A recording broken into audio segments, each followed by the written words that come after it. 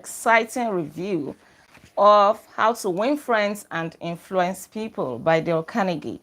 So tonight we are going to be reviewing chapter 12 of part 3 of this book, which says, When Nothing Else Works, Try This. I want you to pay close attention. You must have heard of Charles Schwab before. We first read about him in Think and Grow Rich by Napoleon Hill, and his story has occurred in this book a couple of times. This is because he knows how to manage people. He really knows how to influence people. That was why he was being paid around 1 million US dollars annually at a time when a typical person in America was earning like $50 per month, right? This is because he really knows how to influence people, and he's teaching us something valuable in this book. So Charles Schwab one had a male manager, and this male manager could not just get his people, the workers that he was managing, to produce their quota of work. And this became, a disturbing matter to Charles Schwab. And he called the manager one day and he said, how come that a manager as capable as you cannot make this meal turn out what it should? And the manager said, well, I don't know. I have coerced the men. I have pushed them. I have sworn. I have cursed. I have threatened them. I have done everything that I know how to do. I've even tried to threaten them that they will be fired, but nothing works. They won't just produce. They won't just turn out the amount of work that they are supposed to turn out, right? So this happened. Get up. This happened towards the close of the day, when the people on the day shift were about to close. And Charles Schwab just motioned to the nearest man to him and said, how many hits did your shift make today? And the man said 6. So he said, okay, get me a piece of chalk. And then he wrote the number 6 on the ground and went away without saying anything. So this was when the people on day shift, right? Okay, it was already the end of the day shift. So when the people that were supposed to be on the night shift came, they saw this big number 6 on the floor, and they were like, what's the meaning of this? And they told them that, oh, the big boss was here today, and he wrote this number 6 on the ground when they asked how many hits we made today, and we told him 6. So the next morning, when Schwab now came to this same spot, he saw that the people that were on night shift had rubbed off the number 6, and they had replaced it with number 7. It was like in his mind, it was like, yes, this thing is working. So the people who now came the next day for the day shift, they saw number 7, and they said, oh, we're going to show this night shift people that we can produce better than them. Oh, so they rubbed off our 6. That means they produced 7 hits. We'll show them that we are more capable. And by the time they ended their day shift, they had written number 10 on the ground. Wow, things were stepping up. And shortly when Schwab came around, was like, yes, this thing is working. And before they knew it, the same meal that was lagging behind, that people were not really producing, the people that had been threatened, that had been, that all kinds of things had been said and done to, they started producing, and they were now producing more work than any other meal in the plant. What happened? What was the principle that Charles Schwab used? It was the principle of competition, of challenge. Let us read it in his own words. He said, the way to get things done is to stimulate competition. I do not mean in a sordid money-getting way, but in the desire to excel. Everybody wants to excel. Everybody wants to outdo the next person. At least a healthy competition, right? Whether we admit it or not, we all have that spirit of competition. Yours may be subtle, but everybody wants to excel in their own way. We are not talking of a devilish competition here that will make people do the unthinkable. We're talking of a healthy competition that will just want you to excel, that will want you to prove a point or to prove your worth or to make somebody see that you can do something, especially when you have been challenged. Nobody likes to be seen as a weakling. Growing up, I'm sure people still do. They'll be like, I dare you to do this. I dare you to do that. And then you want to do that thing that you are being dared to do. Because the moment somebody says that, something will just arouse inside of you and it will be like, I'll show you. Do you think I cannot do it? And the person will start going the extra mile to do that thing.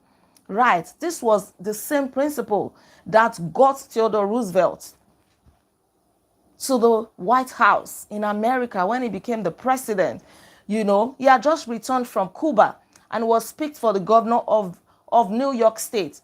But then the opposition discovered that he was no longer a legal resident of the New York State. And they wanted to use that to make him chicken out of the race. But thank God for Thomas Collier Platt. He was a senator in the US then, you know. And just when Theodore Roosevelt was about to throw in the towel to say, no, I can't do this, the senator, Thomas, said to him, is the hero of San Juan Hill a coward? You know what it means when somebody says, are you a coward? You want to prove that you are not. And the rest is history. That word got to him. He was challenged, right? So if you want to get people to do something, challenge them. Challenge them. We'll see different competitions that have been organized today. It has always been, right? Competition. People want to be challenged. I have one that I'm going for on Saturday. You know, as busy as I am, I've been doing everything that I should do to make sure that I am prepared, right? Because you don't want to go there and mess up. You don't want to go there and feel like, if only I prepared better, you know, because it's like a challenge. You want to do your best. That is the way it is. So find a way to challenge people to a healthy competition. There is a motto of the King's Guard in Greece that says, all men have fears, but the brave put down their fears and go forward, sometimes to death, but always to victory. Thank you, Shell. You know, we all have fears, but when we are challenged, we want to go forward. You don't even mind if it's going to lead to danger or whatever. You just want to prove it, except your mommy just comes, hey, I don't want to see you there. In fact, it will take them to lock you at home for you not to go like, I've been challenged, right? This was the same thing that A.I. Smith, when he was the governor of New York, did to Lewis. He needed the warden to go to the Sing Sing Island that was very notorious. No warden could stay there. There have been several rumors, several scandals about that island. It was a dangerous place.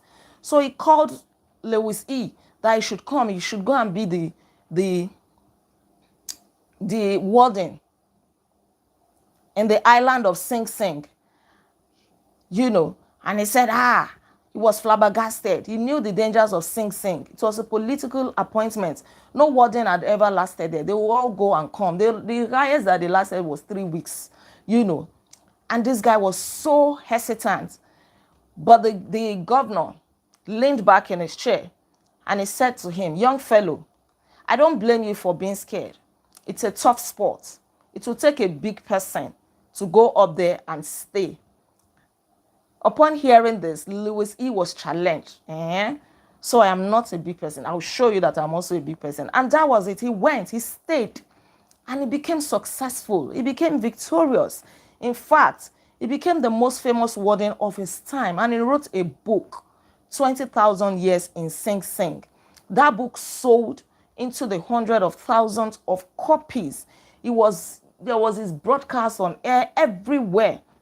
The stories of how he was in prison, you know, the prison, the island of Sing Sing, how he became the warden and everything, inspired dozens of movies, dozens of articles. His humanizing of criminals wrought miracles in the way of prison reform, just because he was challenged. So maybe you are holding back because you have not seen somebody to challenge you. You have been in your comfort zone for so long. You need somebody to touch a very deep spot in you to bring out the giants in you. There is a sleeping giant in everybody, right? Sometimes it takes other people's insults to help us bring it out. When somebody insults you, that's look at you. Is this the kind of car that your mates are driving? And then you look at yourself and you start thinking, it's true. I've been drinking. I've been driving this car for the past 10 years. In fact, I'm not the one driving this car. This car is always driving me because it embarrasses you on the way. You end up pushing it home. And then you will get home. And then you go and face your God. God, is this the blessing you promised me? Is this the prosperity that is due to your child? Is this the redemption that Jesus used his blood to buy? You know, start saying all sorts, and before you know it, you start coming to your senses. You start saying that you can do this business, you can do that job, you can become a better person. So when people insult you, don't take it personally. God may be using them to bring out something in you. I have a sister, not a biological sister, but we are close. She could not have children for so many years after she got married. God used her close friend in a way that she did not like. This our close friend had just given birth, and they went to visit her at home to congratulate her. They were close. And guess what this new mother, our close friend, said? She said, you that got married since, you have not given birth. And you are in spite of the fact that you call yourself a good Christian, even those of us that are not as Christian as you, not as close to God as you are, we have given birth to see our baby. She got back home. She cried. Then she started a dry fast. She fasted. She prayed. From the next day, it was a big challenge to her and her God. The next day, she went into fasting. She did not miss that month. She became pregnant that month, right? So don't worry. God can use any avenue to want to bring you out. You have been sleeping. You have been in slumber for a long time. You have become so complacent with where you are. You need a challenge, right? So apart from you, you can also use this for people, whether your child or whoever. Challenge them. Get them to do what they don't want to do. Let that be like a subtle competition or whatever, kind of a healthy one. To say, let's see who can read the highest number of books this month, and you will see them. Put a prize somewhere. Just something. Think about it. Frederick Herzberg, one of the greatest behavioral scientists, concurred. He studied He studied in depth the work attitudes of thousands of people, ranging from factory workers to company executives, senior executives. And he discovered one thing that was the most motivating factor for them. It was not money. It was not position. It was not good working condition, not benefits, incentives, or any of those things. It was the work itself. The work itself was the motivating factor, the major factor. If the work was exciting and interesting, if it was challenging before, everybody sees themselves in a way that they want to excel. Like there's a healthy competition. If you get this, if you get this done, there is this reward and all of that. And the work is interesting and exciting, motivating. That was what they needed to put in their best. They always look forward to doing that job. Right. So this is what every successful person loves, the game. Let's get on the game. Let the game begin. It gives them a chance for self-expression, a chance to prove their worth, to excel, to win, to show that, yes, I can do it. This is what makes foot races, the hog calling, the pie eating contest, the desire to excel, the desire for a feeling of importance. If you want people to do what you want them to do, challenge them in a healthy way. They will get to do it because they want to excel. They want to prove a point. That is why people will spend their hard-earned money, because they want to prove a point. They want that feeling of importance, even though they will spend it the wrong way, but they want it so badly. All right. Thank you so much for joining me on this review tonight. Don't forget to like this video, share your comment with me, and please subscribe to this channel in case you are yet to subscribe. I remain Olaide Agbaje, also known as First Lady, and on this channel, I inspire you to live intentionally. God bless you. We'll come together tomorrow again as we start part 4. Part 4, chapter 1 says, if you must find fault, this is the way to begin. Until then, be intentional. Bye. Yes.